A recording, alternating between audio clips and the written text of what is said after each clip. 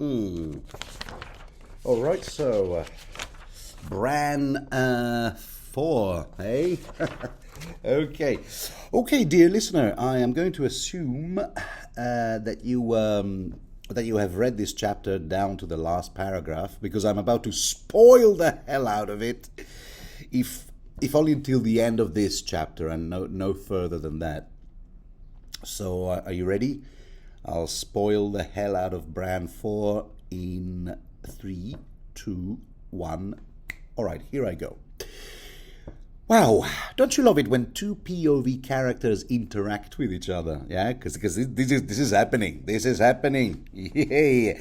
Okay, in the previous Bran chapter, our little dude almost interacted with Jon, which would have been awesome, I think, but also kind of dangerous. So I guess it's for the best that the two characters didn't quite meet. Jon did see the direwolf Summer. He reminded us readers of that literally one chapter ago. But the two, let's call them half-brothers for argument's sake, the two half-brothers didn't actually get to speak to each other, didn't even know that they were looking at each other across a distance, even though in this chapter Bran will tell us, yeah, no. Once, once my consciousness returned from Summer into me, my body, then I reprocessed all of Summer's experiences from a human perspective, and I realized that what I was looking at was in fact Jon running away from the free folk. So yeah. Anyway, right. But now, anyway, a major POV character encounter is about to take place. Yeah. Let's all drink a shot. Because it's sort of an unusual occurrence in this installment, in book 3, I mean. In book 1, yeah, it's an entirely different story. I mean, from Eddard 1 to like Jon 2 in book 1, that is chapter 4 through chapter 10, nearly all main characters are under one roof. So a drinking game wouldn't be advisable in book 1. I mean, imagine having a shot every time a POV character says something to another POV character in book 1. I mean, you'll end up wasted in no time. But here in book 3, it's a rather rare occurrence. In fact, off the top of my head, practically no POV character interacts with any other POV character, with the exception of Tyrion and Sansa, who are under one roof right now, by the way. And, well, technically in the prologue, because Chet is, of course, a POV character in the prologue of this book, and he does exchange a few lines with Samuel Tarly. Tyrion will, of course, interact with another POV character before the end of this book, but I'll shut up about that because, spoiler. As for the epilogue, I don't think that counts as two POV characters in the same chapter. And besides, I can't talk about the epilogue either right now because I said all spoilers were going to be restricted. I mean, to do all details, references, explanations, comments, and so on, were going to be restricted to the end of this chapter and previous chapters and books. Okay, all right, I guess I might as well give you my spoiler policy for these commentaries. In this series, whatever reference I make to other chapters and books, they will be to past and not future ones. Okay, so in other words, I'll be looking back and not ahead. All right, so in comes Bran, with clockwork punctuality. Have you noticed, by the way, every 15 or 16 chapters, bang, a Bran POV. That's right. Bran is regular. Haha, all Bran regular, because lots of fiber. A cereal / bowel movement joke. I'm so adorable. No, okay, never mind.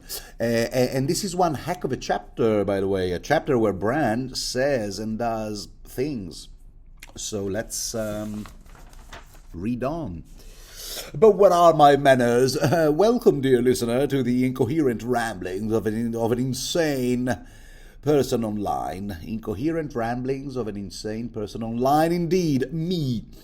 We are reading A Song of Ice and Fire by George R.R. Martin, and right now we're about to sink our teeth into Bran IV from A Storm of Swords. Indeed, Book 3. You ready? Are you sitting comfortably? And then I shall begin. And it's Mira here who breaks the ice, here commenting on Nightfort, which is where Team Bran happens to be right now. Seems just like another abandoned castle to me. She goes, aha, except that no. Bran rectifies. I will have you know, dear Mira, that this is Nightfort. One of the 19 forts along the wall, the big 700 feet wall made of ice. And this is one of 19 castles. Later on, we'll find out it's in fact the most ancient one, located slightly west of Castle Black, where we just left Jon in the previous chapter. How many of those 19 forts have actually been named in the book so far? There's I got a list here. There's Castle Black, obviously, then Shadow Tower and Eastwatch by the Sea, both named in the Clash of Kings. And then the unmanned ones, you'll remember that Stir the Magna, the late Magna Stir, I should say now, scaled the wall between Greyguard and Stone Door. So those two were also mentioned. In this chapter, we'll also come across the names Deep Lake and Icemark. And in Jon 5, Queensgate was mentioned, named after Queen Alysanne. That's the Queen's Crown chapter, you remember, where Bran and Jon all see each other, practically see each other, almost. Well, they do see each other from a distance. And that's pretty much it as far as I remember. The only source for the names of all the other forts is actually the map of Beyond the Wall, which appeared for the first time in Book 3, along with the gift and the new gift, But apart from Castle Black, this is actually the only fort that we readers get to actually visit, set foot in, as it were. But right now, Bran has other concerns because he had a disturbing dream while he was warging with Summer, while he was in his direwolf's head, mind melding. Can I say mind melding? Is that the correct term? And Mira can tell that something is wrong with the lad. The lad. She can tell that something is wrong with him because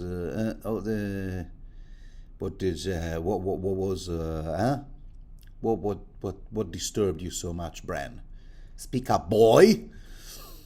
But the fact is, right now, Bran, who, as you know, in his infancy, he always gobbled up all the stories, urban legends, and various info that Ned, Maester Luwin, and especially Old Nan, who's mentioned a few times here in this chapter, tossed in Bran's direction, and he gobbled them all up, which is why he knew that, for example, he knew the names of all the 19 forts, took pride in that, and he remembers that the Night Fort, according to Old Nan, was where some seriously creepy shit took place in various points in history.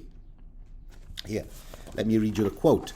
It was here that the Night's King had reigned before his name was wiped from the memory of man. This was where the rat cook had served the Andal King his Prince and Bacon pie.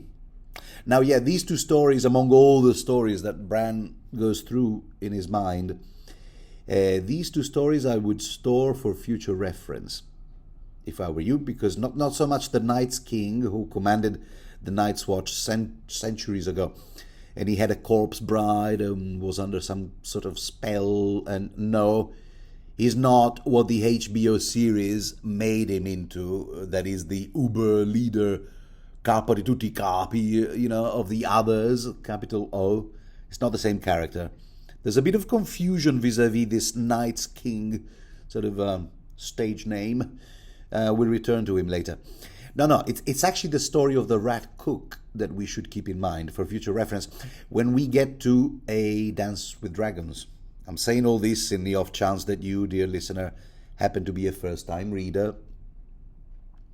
To be sure, Bran did ask for confirmation, for the veracity of those stories, because old Nan had the reputation for being a creepy weirdo who liked to tell the most macabre stories to children.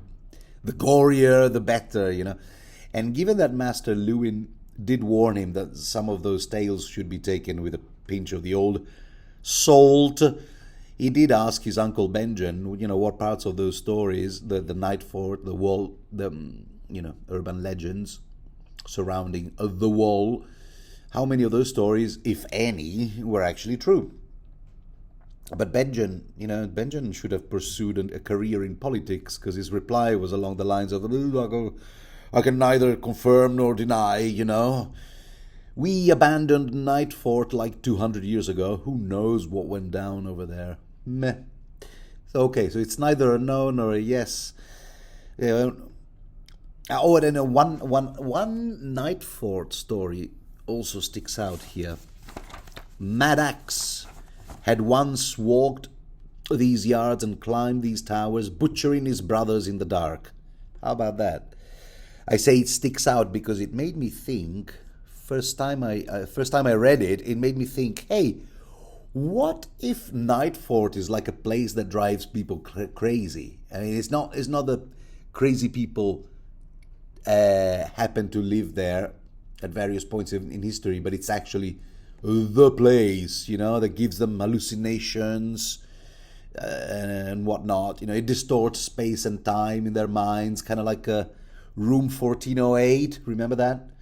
Stephen King's novella with John Cusack, and then great, what do you call it? Old school horror movie. I've always liked it. Although, if you ask me for my money, that, as far as I'm concerned, that is the Samuel L. Jackson show. He owns those first 10 minutes. It's persistent, aren't we? I love it. So I thought, well, what if Night Fort is a bit like Room 1408? In his mind, Bran might be thinking that, well, maybe we'll be going crazy and starting, hacking each other to pieces casually, as you do. So anyway, so Bran forces himself to look around. At least it's morning, so the place isn't as spooky as it would be at night. Although the wind blowing through the battered towers does make a dreadful noise, and even Summer isn't convinced that the place is 100% safe. And on top of that, there's no way through, as Bran has repeatedly told the Reed siblings. See, we learned in the previous Bran POV chapters that the gates were sealed with ice and stone whenever a castle had to be abandoned. Another bit of info he learned from his uncle before the latter went officially officially pronounced dead, OPD. But is he really, Benjen, is he really dead? Who knows? So anyway, one of the many things Benjen told Bran was that, every single castle that was no longer manned had its, way through from north to south and vice versa, sealed with ice and stone and the pebbles and rocks, whatever. So, but Jojen, wouldn't, in spite of that, Jojen wouldn't take no for an answer. He said he had one of his visions, one of his green dreams, and apparently Night Fort is where he dreamed they would find the way across the wall. So there they are now, and sure enough, the tunnel is packed with stone and rubble, all frozen together. In fact, his last feeble in his last feeble protestation, he goes, hey, yeah, I still think we should have followed that we should have followed my half brother John that night, because he was going to Castle Black for sure. So why not follow him? See, Bran remembers seeing John that night through the eyes of Summer, as I said. But yeah, he's pretty sure it was him. But he's all like, yeah, hey man. But Jojen is like, hey man, you helped him, whatever you could, when you were in Summer's, skin, furry skin. When you attacked those nasty people who kept him prisoner, if that was the case. Although the story is a bit fuzzy. Was he part of the team? Was he their captive? Anyway, we're not even sure that was actually John that you saw. But yeah, okay, you helped him all you could. Now he's at Castle Black. That's his own trajectory, That's his journey, man. Our journey is different. And this is where we actually learned some more details of how Bran/Summer fought off those other wildlings after Jon escaped, which is something that Jon couldn't have witnessed, obviously. So apparently the Thenns formed a circle around Styr, to protect him. But that was after Summer Bran, the creature, had managed to kill 3 of those guys, and in the end, the shall I call it the creature? Okay, the Dire Bran had been forced to flee, but got an arrow in a leg, rear leg, ouch, which kept Bran from jumping into the wolf's skin ever since, because of the pain. Yeah, not so convenient, huh?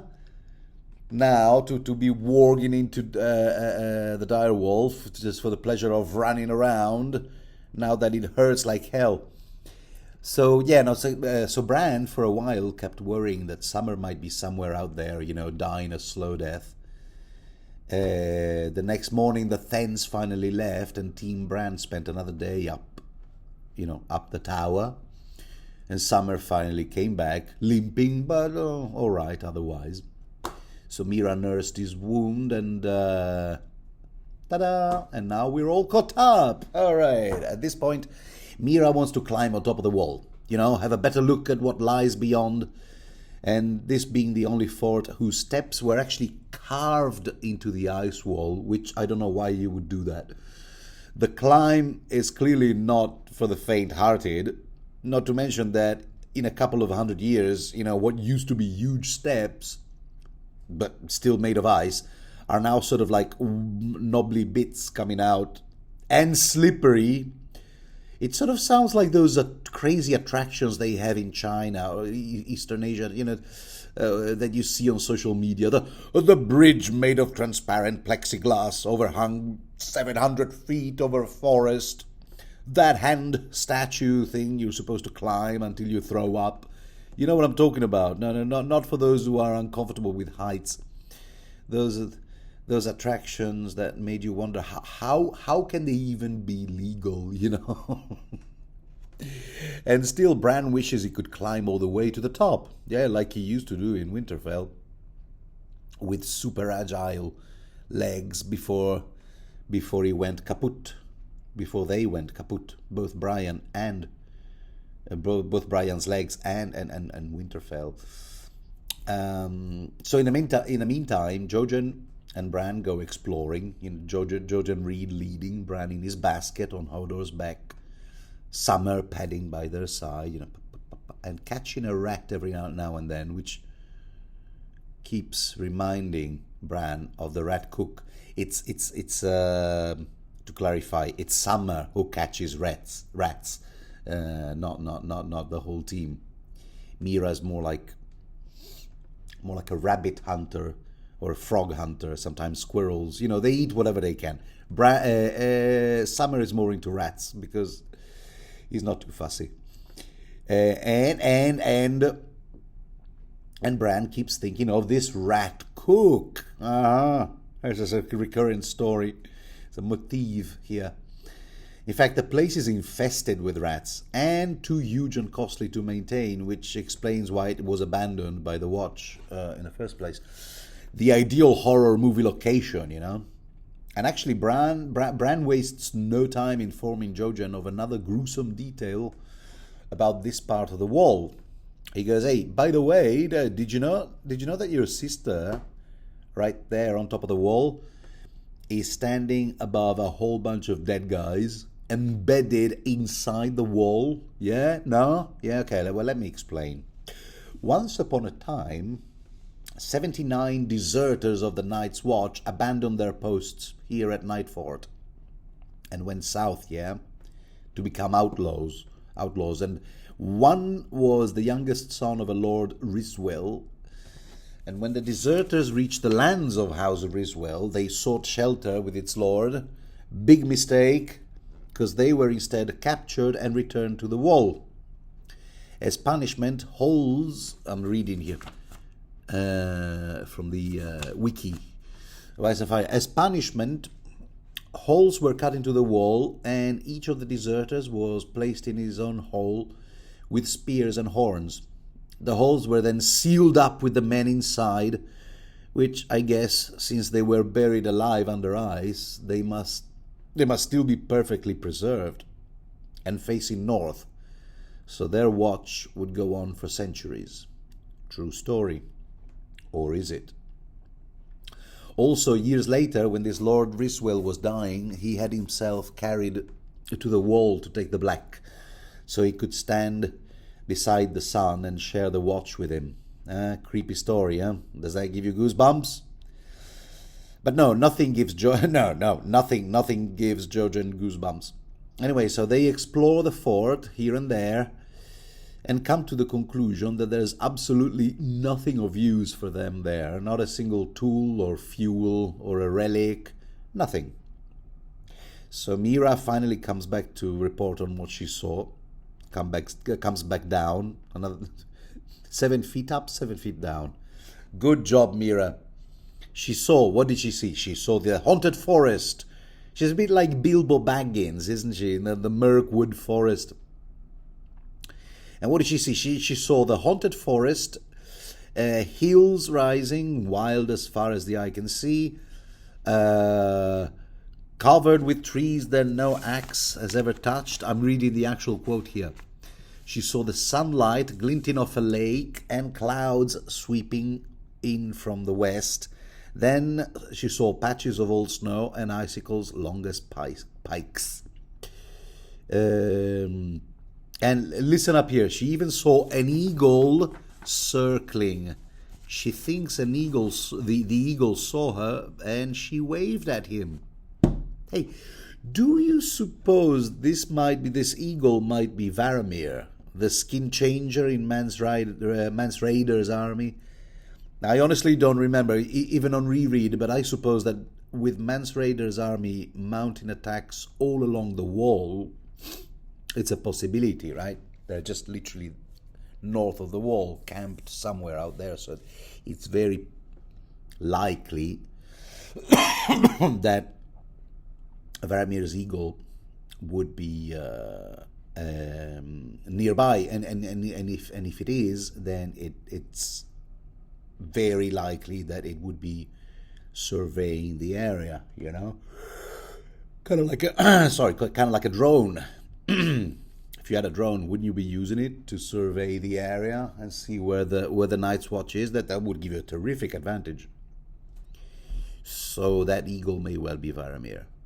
And if that's the case, Varamir saw Team Bran. I honestly don't remember if that has consequences, if that, encounter is set up to some sort of payoff in the future. I don't remember. Anyway, it's a possibility. Also, while there's a way up and down the wall on the south side, there's nothing of the sort on the north side of the wall, for obvious reasons. Mira could possibly climb to the other side with ropes and axes, but the rest of Team Bran, no way. No. So you see, Jojen and Bran, you know, with all their green dreams, vision type things, and Worgin and what have ya, they might be pointing the way, but really, it's Mira who does all the hunting, the gathering, the adventure stuff, because the others are hopeless. There, strong female character. And speaking of green dreams, Mira is beginning to doubt this is the actual fort that appeared in Jojen's dream. I mean, why couldn't it be a different one? Are you sure, Jojen? But no. Jojen is adamant. It's Night Fort. It's this one here. The vision showed it to him, or something. A vision which inconveniently stopped short of showing Jojen where the way through actually is, which would have been great, but no. And as the sun sets in the horizon and the vibe gets gloomier, Bran keeps being reminded of the Night's King. Okay, time to flesh out the legend, you know? Right, the Night's King. Well, what's the deal? So, to cut a long story short, 13th Lord Commander, dude is stationed at Night Fort, okay? Picture that. He's stationed at Night Fort because where else? Apparently, probably by then there were like, what, maybe like 4 forts in total. And as I said, he's got a corpse bride, a woman he met out there in the snow, and it's not clear at what point of the intercourse he realized that she was in fact a zombie of sorts, if ever. But no matter, he thinks to himself, I'm taking her home with me, you know. And the men of the Night Watch had better not object, because I rule around here, you know what I'm saying? But the men of the Watch do not object. Actually, in fact, they go, yes, sir, we obey and we will follow you to the end of the world. Because they're under a spell, you see, some kind of a little magical, dark... So the point that the Night's King gets... Is that the point is that the Night's King gets to rule for 13 years. Okay, you see already this recurrent numerology makes the whole story sort of smell like it was made up. Too many neat coincidences. 13th Lord Commander, 13 years, too many neat coincidences, you know. Be it as it may, when the kingdom south and north of the wall catch wind of this blasphemy, they get enraged. Oh, no, that will not do at all. So they cooperate from both sides of the wall, you know, to bring the dude down. Particularly when they find out he had been sacrificing babies to the others, you know, Craster style. Where did he get the babies? Did he actually send out his men around villages to kidnap them? A la Gilles de Rais, if the account of Joris Karl Huysman is to be believed, you know, in his novel Là-bas. See, I'm all about culture and shit today, you know what I mean? Actually, no, it doesn't say. No, it doesn't say it was actually babies. It doesn't say it was exclusively babies like Craster did. But it might have been some. You know, I don't know. So anyway, yeah, whatever he did was not cool at all by any standard. You know, whatever amount of humans to be sacrificed to the others was deemed acceptable at the time. He went way beyond that. No. So anyway, I'm stealing lines from Louis C.K. now. So anyways, when both kings found out about it, the sacrifice, human sacrifices to the others, they expunged the name of this Night's King, whatever his name might have been. They expunged it from history, so no one knows what house he was from. Although old Nan, when she was telling Bran the story, said that she reckoned he was actually a Stark of Winterfell. How about that? Although theories varied, some claiming he was a Bolton, others saying maybe a Magnar out of Skagos. Interesting, because we found out that from Maester Aemon that Magnar is actually a house name, not a title, in Skagos. Further, others claim it might have been an Umber, or Flint, or a Norray.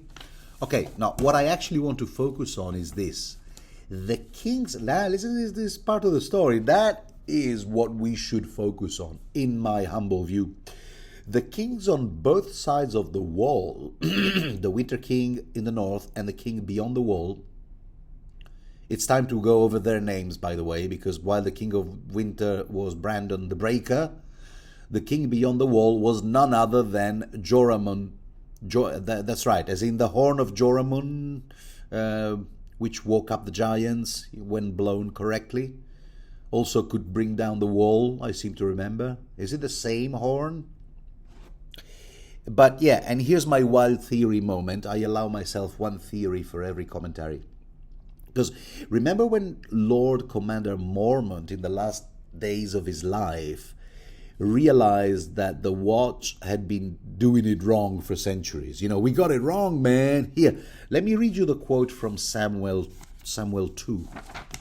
There you go. Thanks God for bookmarks.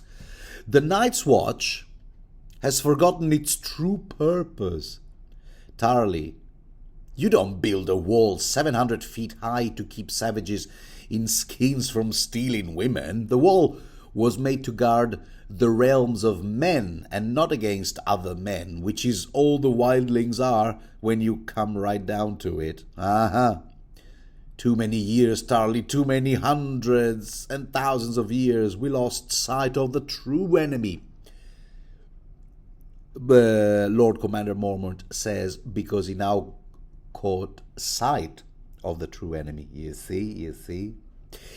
And the theory builds on what the concepts, you know, that Lord Commander Mormont fleshed out in its in the last few moments of his life, when he was actually planning to bring about great reforms along the wall. Too bad he didn't survive Craster's Keep.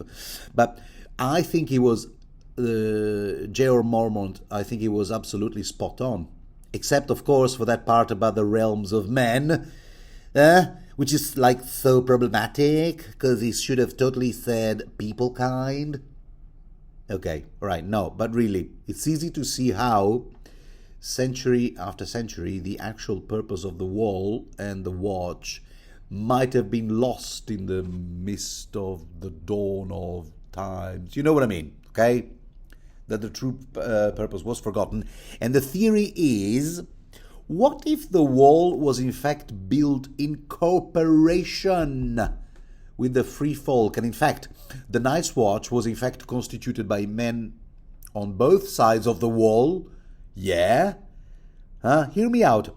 This would explain why the King of Winter and the King Beyond the Wall cooperated, and probably neither for the first nor for the last time, when they caught wind of a Lord Commander of the Watch sleeping with whites and sacrificing to the others, etc., etc. And what if, I'm on a roll today, I'm unstoppable. What if the horn of Joramun was in fact designed not so much to bring down the wall, but to be heard on the other side of the wall as a signal? You know, so picture this, Joramun, you know, he might have said, okay, all right, you guys, you keep your green pastures and lands south of the wall. Me, I'm more of an ice and snow guy, you know, this is my element, you know what I mean? Me and my lads will stay up here on this side of the wall and up north, and don't you worry, guys, if the others get troublesome, I'll give you guys a signal. See this horn right here? I'll blow it 3 times, yeah? What if that is where that tradition comes from? That's, The horn of Joramun was the one horn that was originally intended to be blown thrice, in case the wildlings in case the others and the whites got out of control north, so the south could be warned. And then that alliance, through the ages, that alliance was discarded, forgotten. No one knows, no one remembers it. How's that for a theory? You heard it here first, unless someone else has come up with this theory before me, in which case you didn't hear it first. Didn't hear it here first. So anyway, so Team Bran decides to sleep in the kitchen in the company of bizarre weirwood tree, skinny and faceless. Ha ha! Oh, but there is a weirwood tree face somewhere in the vicinity. We shall see. So this is weirwood tree, very skinny, faceless, and a 12-foot wide well. 12 foot, it's not so... Yeah, okay, well, wide enough, I suppose, for the purpose that Team Bran will utilize it for, briefly, in a few moments. And it's because it's got steps carved inside it, so you could descend to the bottom of it. If that's your thing, I mean, if that's what you want to do. Also, there's meat hooks hanging all around. So yeah, there is something they could pocket for future use, you know, I suppose, like weapons and things. And huge brick ovens all around them as well, where Bran thinks maybe the infamous rat cook chopped the prince to pieces here and baked him into the pie right here in one of these ovens. Huh. Okay, so the story goes, the cook, yeah, killed the prince in revenge for a wrong the king of the Andals supposedly did to him. So he used lots of onions, carrots, mushrooms, lots of pepper and salt, a rasher of bacon, and a dark red Dornish wine, you know, to disguise the taste of human flesh. And the king was unaware of this, however. I'm reading again from the Wiki of Ice and Fire here. The king was unaware of this as he ate the pie and praised the taste and asked for a second piece. Dun dun dun. The gods were angered, not because the cook had committed murder, nor because he had made the king a cannibal, but because the cook had slain a guest beneath his roof. Guests' rights. You don't do that to guests under your roof. Or hosts, for that matter. So yeah, so the gods, angered as they were, they cursed the cook and transformed him into a massive rat who was doomed to be unable to eat anything but his own young. How about that? Okay, you will have noticed that all these stories involve both a crime and a punishment, no? But my mind is still stuck on that particular chapter from a Dance with Dragons, The Prince of Winterfell. But really, that entire plot line, you know, the Great Northern Conspiracy in A Dance with Dragons, as it's narrated in the book, seen and processed by that particular POV character, the whole thing is a treat, all the way down to that sample chapter. You're in for a treat. If you are a first-time reader, I envy you. You're in for a treat. Anyway, so Hodor here realizes that the well's depth is unfathomable, or a word like that, and has a great echo. So he wastes no time throwing a rock into it, a slate, which takes forever to touch the bottom. This is clearly making everyone nervous. It's kind of like Pippin in Moria, you know. And Bran makes no secret that he thinks that the Fellowship, to maintain the Moria parallel, the Fellowship shouldn't spend the night here. To which Mira asks, where? Here by the well or at the Night Fort in general? And Bran's reply is, yes. Ba-dum-dish. See what he did there? So anyway, time to light a fire, grill that river trout fished by Mira. Told you. Who did you expect? So frugal dinner, and then it's off to bed. Except Bran can't sleep because the place is haunted, of course.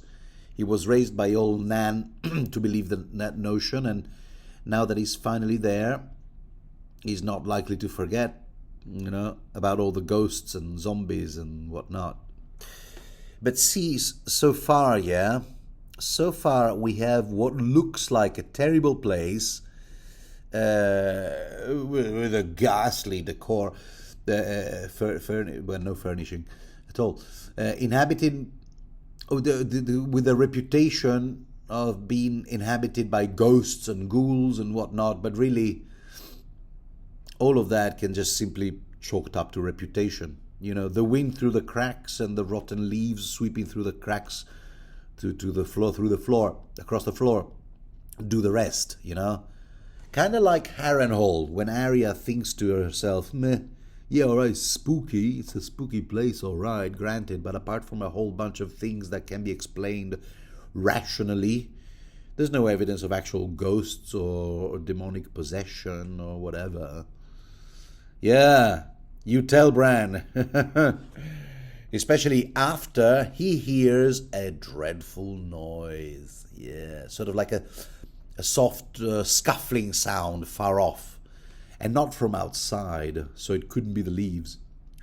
It's kind of like that trope / urban legend. The calls are coming from inside the house.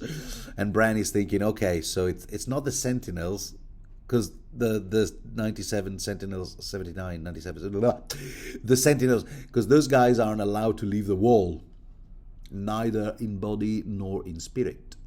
But it may well be the mass murderer Mad Axe, who chopped his own family right here in the Night Fort. We are in Overlook Hotel territory here. See, Overlook Hotel, room 1408. But it all ultimately comes from the fervid imagination of Stephen King, or maybe it could be the thing that comes in the night, which is another story from Old Nan, you know, who apparently has an inexhaustible repertoire of, and when she was really scraping them off the bottom of the barrel with this one. Yeah, and then there was the thing that came in the night. Oh, come on, you could have made an effort there, Old Man. What thing? And of course the night, you know. The thing that comes in the night, who appears. Okay, what does he look like? It appears as a different thing to each witness. That's very convenient, Old Man. Come on, you know, it's tailored horror, you see, and it captures you and it enslaves you if you dare report on it. So don't ever tell anyone you saw it. Okay, that part is a bit more imaginative. I like that. Well, some of these are really solid ghost stories. Yeah, you know, traditional canon. You know, a la M.R. James, Arthur Machen. Do you know I've been pronouncing it Machen all this time, and then Wikipedia corrected me. No, it's pronounced Machen. Kind of a name is that? Ah, well, replied Wikipedia. It wasn't even his real name. Okay, so yeah. So he definitely hears a noise coming from underground, like in a ghost story. The well, surely. Hodor must have disturbed an unnamed Lovecraftian monster from its sleep in the deep. Sleep in the deep. Rattling footsteps. Wow, dear listener, I'm giving myself goosebumps. Actually, listening more attentively, Bran can hear heavy, muffled breathing, the footstep being the loudest. Oh my God, it's the overweight underground ghoul. Old Nan never prepared you for this monster, huh, Bran? Oh God, it's just because yeah, it's an overweight man climbing up the stairs. Oh God, how many more stairs are there? God. He must be rather sweaty and smelly by now. I keep trying not to. He's been pissing himself. Oh God, I don't want to think about it. Okay, all right. But I find this interesting. I find this paragraph interesting for another reason, because in these panicky moments, Bran actually remembers something reassuring that he once heard. Someone told him once, and he didn't hear it from his parents, nor Rob, nor John, but Sansa. Yes, Sansa once told me, I find this really sweet. Sansa once told him Probably not actually believing it herself, I imagine, but just to give Bran some palliative, technique, just to give himself courage. Sansa once told him that monsters and such could not touch him as long as he hid under the blanket. You'll be alright. You sure? Yeah, you'll be alright. Which is kind of like, duck and cover in case of nuclear attack, isn't it? But I do find it, sweet that Sansa comes to Bran's mind right now. She's the one who gave him courage. Oh, but yeah, he has to shake Mira's foot. I mean, come on. No one else is hearing this. It's just he shakes Mira's foot, and she promptly wakes up to the sound of footfalls, the faint whimpering, the heavy breathing, kind of like a phone call from a pervert. What the hell is going? Is the pervert?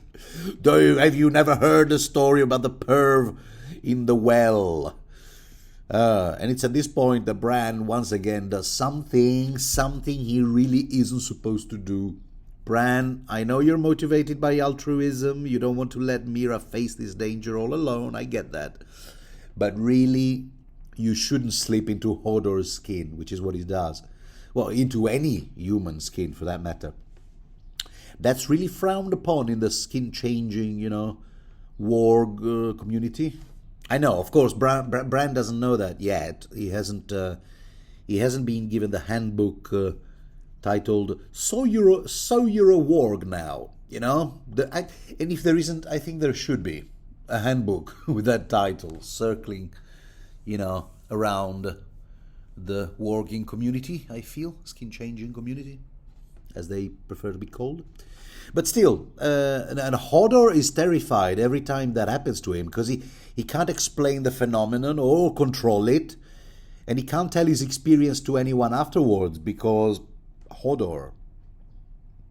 Which is why I think, correct me if I'm wrong, which is why I don't think Bran has ever told the Reeds that he occasionally, squats into Hodor's body. He hasn't, has he? Anyway, so Bran at this point walks around in Hodor's skin for a bit, which is a weird sensation, not just because he can walk on two legs, but because warging into a human feels wrong. Told ya. In fact, to Bran, it kind of feels like trying to slip your right foot into the left boot. We'll just have to take his word for it on it. Because I don't think we'll ever have the chance to try for ourselves that bizarre experience. And he's walking around, as Hodor, wearing Hodor, as it were, ready to draw the long sword. The one, the one of the long swords that the Team Bran, quote unquote, borrowed from Winterfell's crypts. But the whole scene turns into proper horror, casting Bran's consciousness right back into his regular body, lying on the ground.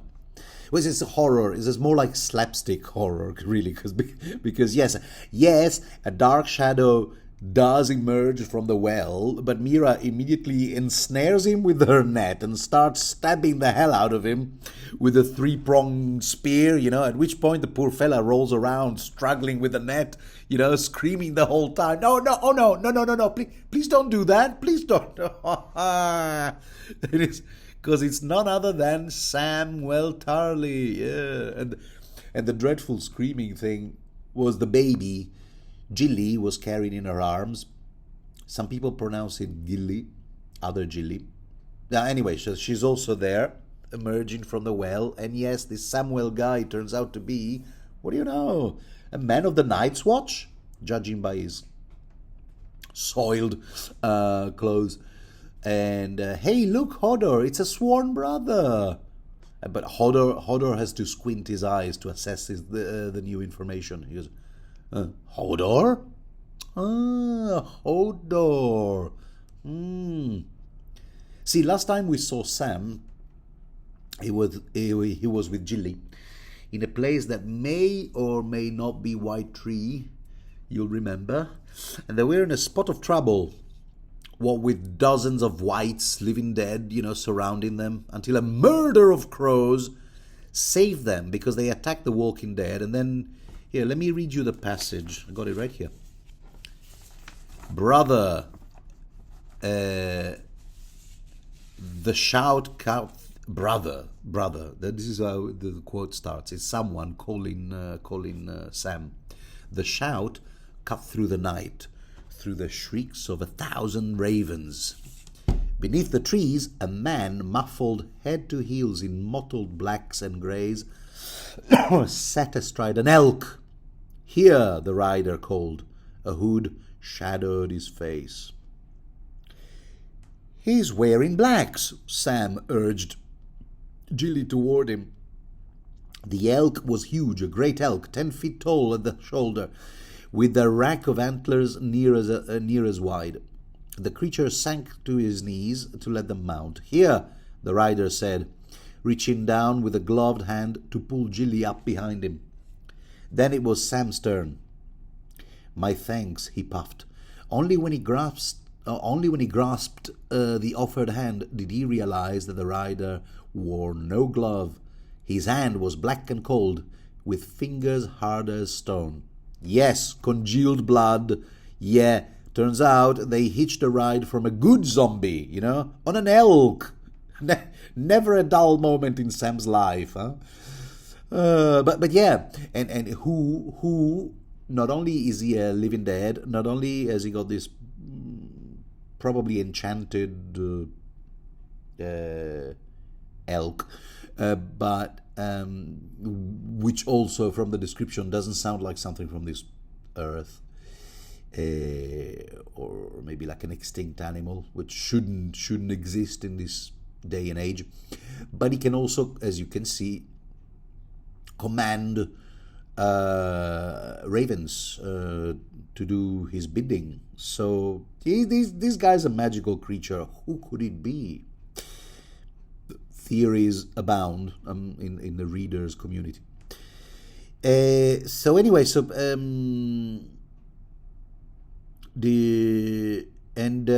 so when Bran hears this story from Sam for the shortest and weirdest time, he thinks this guy might actually be the three-eyed crow.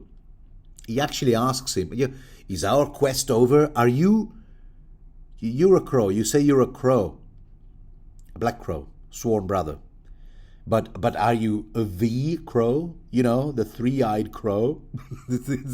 And Sam just goes, I don't know. I don't think so. Could you please untangle me from this thing?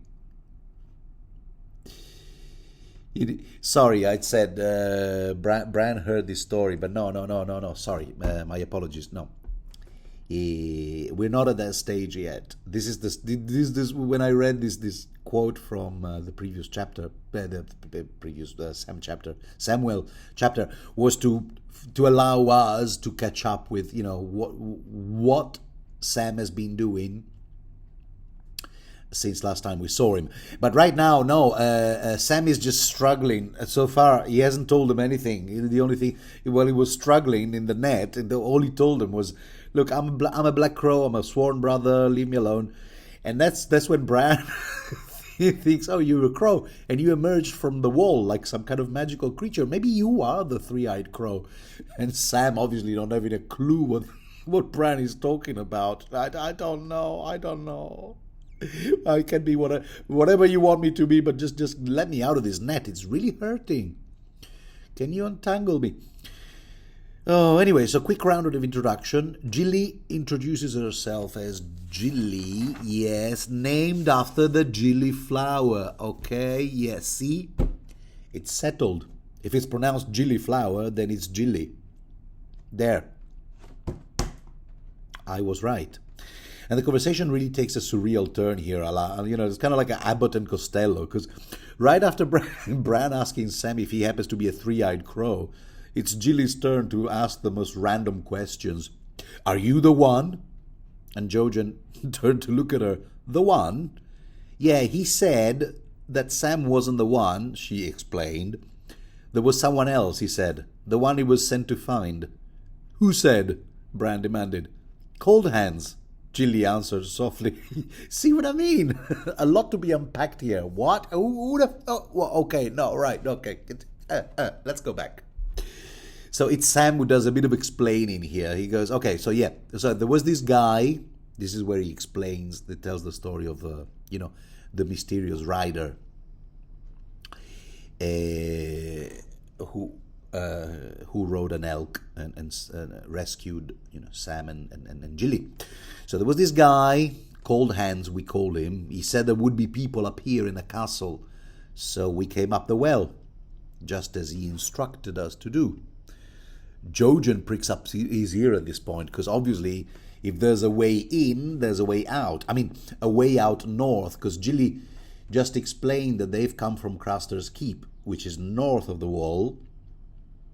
And Sam, who probably knew about the Black Gate at Nightfort, he probably knew about this passage, north and south, the secret passage at Nightfort. I like to think that he probably even knew about it even before he even joined the Watch, because, he's always been a bookworm.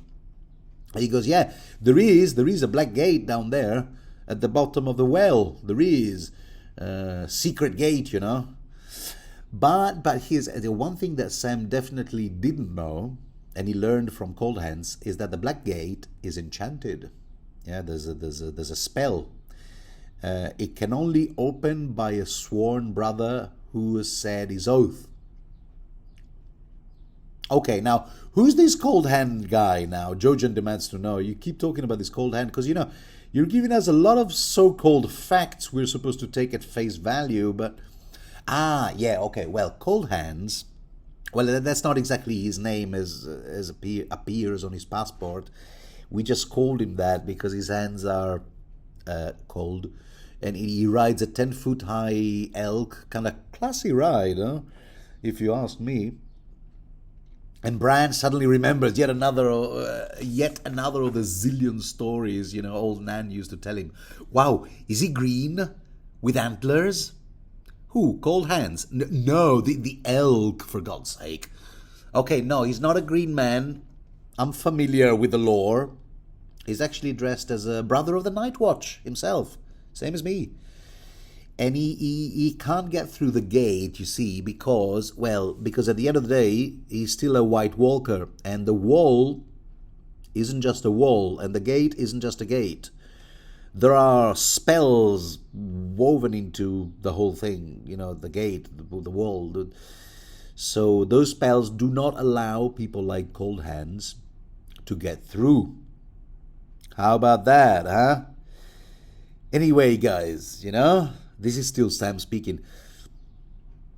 I think you are the guys I'm supposed to escort down to Cold Hands. He said something along those lines. So here he's down there waiting. Shall we go? And at this point, Jojen, in his usual enigmatic tone, says one of the things that Jojen says. Oh, no, dear Sam. Ha ha, it's all clear to me now. We're not the ones he told you to bring to him on the other side of the wall, but rather he is the one you were supposed to bring to the gate so that we could get to the other side. Does that make sense? Yeah, sorry, mate. Run that by me one more time. Yeah, never mind. Let's go. I swear it's in the text. Go back and read it. So Sam goes, oh, no, wait a minute. I'm okay. I can't carry the little dude, even though he's only like. How old is Bran at this point? 11, 12, 10. 3 years have passed since the... Anyway, so as light as Bran must be at his age, whatever his age might be, I forgot right now. Sam goes, yeah, no, but I can't. I'm not strong enough to carry him.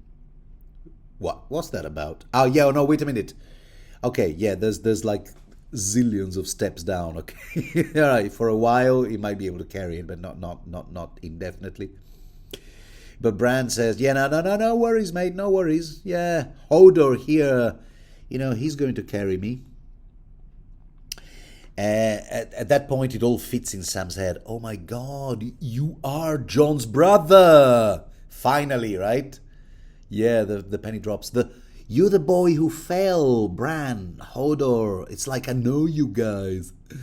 And Jon, I never heard from him since he did that big range in North. Don't worry, mate. Jon is bound to Castle Black. Really? How do you know that? Well, Summer saw him. Jon was with a bunch of wildling guys, but he escaped. Summer saw the whole thing. See, at this point, Samuel assumes, like you and I would, that this Summer must be a sentient person, So he turns to Mira. Wow, Summer, you actually saw Jon Snow? Are you sure it was him? But Mira has to burst that bubble. No, mate, no, my name's not Summer. I'm Mira. Summer is actually this other guy over here, At which point Summer jumps into the spotlight, startling Sam. And if Sam wasn't so shocked, he would ask a rather pertinent question here. He would say, so wait a minute. So let me get this straight. A direwolf told you that he saw Jon? What's this? What's happening here? But he doesn't ask that question because he's still, like, oh my God, a direwolf is easy. Sam takes pride in repeating over and over again that he's a coward. Well, it's just, okay, maybe he doesn't exactly take pride in it, but that's how he... And sometimes these things, tend to be self-fulfilling prophecies. But he goes, okay, oh yeah, that's right, yeah, you Stark kids, you all have direwolves, I remember. Kind of like Jon has Ghost. Yeah, I remember now. Yeah, no, I won't be patting this one, if you don't mind. There's also a baby here, health and safety, can you please keep him away? Anyway, so it's decided, while Gilly and the baby wait in the Night Fort kitchen, which I guess is better than a kick up the old tush, I don't know. Well, there's a fire, she can warm up. Very important, fire, in this day and age. Sam, while the Gilly and the baby wait in the kitchen, Sam leads Team Bran down the steps to the bottom of the well, in the dark, with no torches, down, I don't know, a couple of thousand spiraling steps. Here, let me read you the passage earlier on, so you get an idea of how far down they have to go. When Hodor throws a rock down the well, Hodor tossed the slate over the edge. Far, far, far below, they heard the sound as the stone found water. It wasn't a splash, not truly. It was more of a gulp, as if whatever was below had opened a quivering, jellied mouth to swallow Hodor's stone. You see what I mean? I mean, how many steps is far, far, far below? Think about it. Plus, the only way not to plunge to their deaths while going down these steps is to hold to the wall, slide along the wall for dear life. Do not leave the wall, because I don't think those steps are all that wide. I mean, it's a well. And a few hundreds of steps down, they're in complete darkness. I mean, Jesus, could things be a little bit more challenging, please? Well, and they finally see it, so they keep going down and down and down, and there it is, the Black Gate. Only it's not black at all because it's made of weirwood. So white wood gate, and magic with a face on it. I told you there was a face, a weirwood face, like a weirwood tree face, the one that's missing from the weirwood up there. Yeah, in the kitchen, it's here. And it's ugly too. I mean, it looks like a 1,000-year-old guy. And just as Bran is about to say, "Will you look at this ugly the face open its eyes. This also seems like a reference to Labyrinth, you know? Directed by Terry Jones. Remember that movie? Jennifer Connelly, David Bowie. Not the first reference to that film, besides, because Quaithe seems to quote directly from it. When she goes, "To go forward, you first have to go back," which is a line in Labyrinth. But yeah, in Labyrinth too, there are faces on doors, remember? Knockers. Not the knockers from Young Frankenstein. Wow, look at those knockers. Sorry, I couldn't help it. No, but faces holding, knockers in their mouths. Oh, okay, stop it, salsa. And no, and you had to negotiate with these faces if you wanted admittance to whatever it was behind those doors. A palace, whatever, a hole. So, and here too, the face begins to speak. Who are you? What is your quest? Give yourself 5 points if you caught that reference. No, anyway, so who are you? And it's kind of handy that the Night's Watch oath, gets a sworn brother to recite exactly who he is in the first few lines, which handily serves as the perfect answer to "who are you?" So Sam goes, "I am the sword in the darkness." Is this the first time we hear the full oath? The first half, anyway. "I am the sword in the darkness." Here we goes. "I am the watcher on the walls. I am the fire that burns against the cold, the light that brings the dawn, the horn that wakes the sleepers. I am the shield that guards the realms of men. I shall take no wife." Yeah, no, okay, you're right, all right. That's all right. I don't need that part. I just asked who you are, not what you will and will not do. It's all right. I don't care if you won't take a wife. "You may pass." At which point the mouth opens wider and wider, to the point that it's actually wide enough for Team Bran to pass through. This is like, wow, some real. I imagine. I can't help imagine it like a stop motion kind of thing, a la Evil Dead, the original one. Grrr, things that open wide to the. Or Evil Dead 2. Was it Evil Dead 2? There's something similar that opens like way more than should be naturally possible. It's wide enough, to create like a hole, make a hole through which Team Bran can get through to the north side of the wall.